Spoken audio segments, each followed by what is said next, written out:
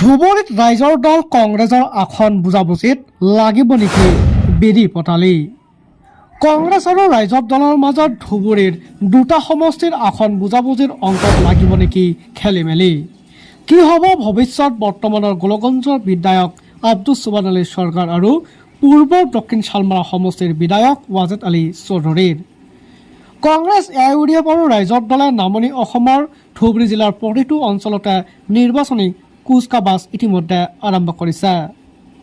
তাৰ মাজতে কংগ্ৰেছ এআইইউডিএফ আৰু ৰাইজৰ দলক লাগে সংখ্যালঘু মুছলমানৰ ভোট। ইতিমধ্যে বিধায়ক আব্দুছ সুবহান আলী চৰকাৰে কংগ্ৰেছৰ দলীয় টিকট বিচাৰিছে গৌৰীপুৰ সমষ্টিৰ পৰা, যদিও সমষ্টিখন এৰাত নাই ৰাইজৰ দল। গৌৰীপুৰ সমষ্টিৰ ৰাইজৰ দলৰ দলীয় প্ৰাৰ্থী জামাল হকৰ নাম ঘোষণা কৰিলে অখিল গগৈ।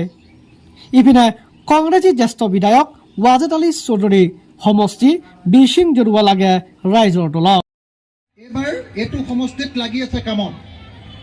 এইটো সমষ্টিত আমাৰ ৰাইজৰ দলকৈ এজন লাগি থকা মানুহ হ'ল জামাল কাক। জামাল কাক চবে চিনি পায় নে নাই?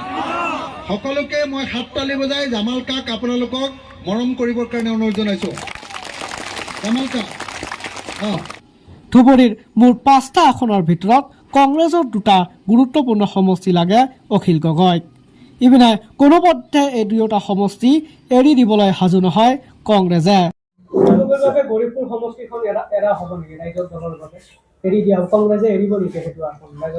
মই নাভাবোঁ যে আমাৰ লোৱাৰ আছামত তথা মাইনৰিটি এৰিয়াত অখিল গগৈ কোনো চিট এৰি দিব বুলি মই কেতিয়াও নাভাবোঁ।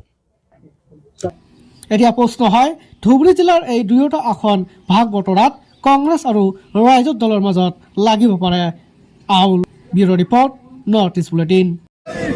ৱাজেদ দা, আমাৰ ৱাজেদ আলী চৌধুৰী দাদা কিমান বছৰ এমএলএ হৈ আছে? এইটো সমষ্টিত কিমান বছৰ এমএলএ হৈ আছে? কেইবছৰ? 25 years, 25 বছৰ এমএলএ। 25 বছৰ এমএলএ ইয়াতে।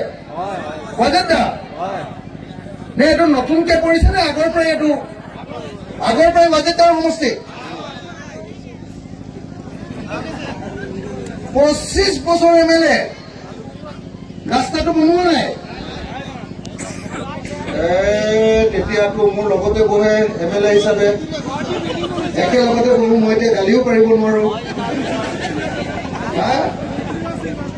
মন্ত্ৰীও আছিল ন? কি মন্ত্ৰী আছিলে? চৰ উন্নয়ন মন্ত্ৰীও আছিলে।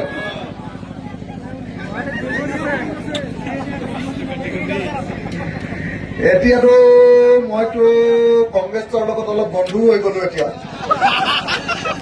নহলেতো আজি বেয়াই কথা আছিলে। মই কি কম এতিয়া?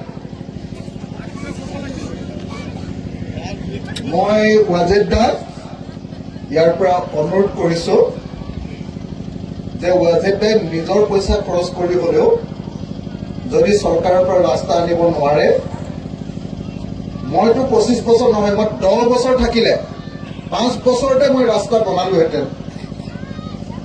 10 বছৰ থাকিলে যদি মই ৰাস্তা বনাব নোৱাৰো, তাৰপিছত আৰু মই জীৱনত কেতিয়াও এমএলএ নহওঁ ভাই।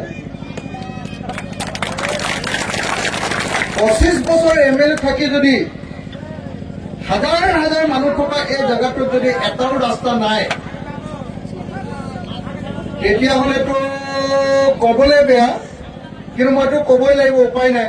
মোক বেয়া পালেও উপায় নাই। যদি 25 বছৰ ৰাস্তা বনাব যদি নোৱাৰে, তেতিয়াহ'লে এমএলএ নোহোৱাই ভাল, হয়নে নহয়?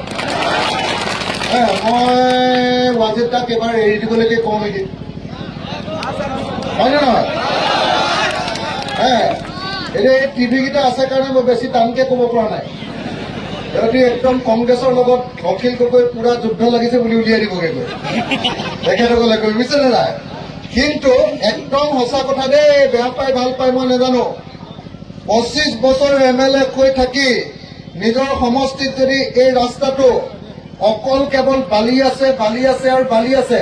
মই আহিছো যে চাওকচোন, আপুনি মোৰ পেণ্টটো চাওক, এইটো টেম্পটো চাওকচোন, গাড়ীত অহাৰ পাছতো কেনেকুৱা হৈছে, হয়নে নহয়? মোৰ মূৰটো চাওকচোন, আজি চৰ্দি হোৱাটো কনফাৰ্ম, হয়নে নহয়? মই বেয়া নাপাব ৱাজেদ দা, মই আপোনাৰ সমষ্টিলৈ আহিছিলোঁ, মই আপোনাক ব্যক্তিগতভাৱে বেয়া নাপাওঁ, ভালে পাওঁ, কিন্তু আপোনাৰ সমষ্টিটোত যিমান ৰাস্তা বেয়া, ইয়াৰ পাছত আচলতে মই বেয়া নাপাব ৱাজেদ দা, আপুনি আকৌ MLA হ'ব নালাগে, হয়নে নহয় কওক? মইতো বিজেপি হোৱা হলেতো এতিয়া উৰায়ে দিলোহেঁতেন।